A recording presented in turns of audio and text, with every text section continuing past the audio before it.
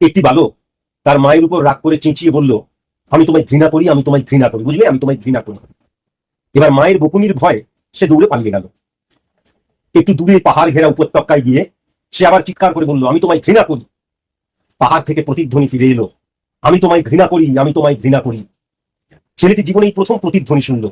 ভয় পেয়ে সে দৌড়ে মায়ের কাছে ফিরে গিয়ে মাকে বলল, মা, পাহাড়ে একটা খারাপ ছেলে চেঁচিয়ে বলছে, আমি তোমায় ঘৃণা করি, আমি তোমায় ঘৃণা করি।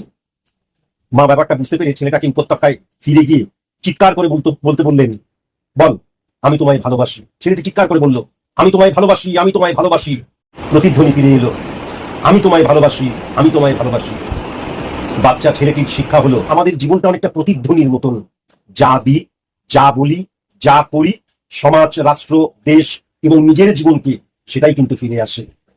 তাই জন্য একটা কথা মাথায় রাখার প্রয়োজন, বেঞ্জামিন ফ্র্যাঙ্কলিন বলেছিলেন, আমরা যখন অপরের নিকট ভালো হই তখন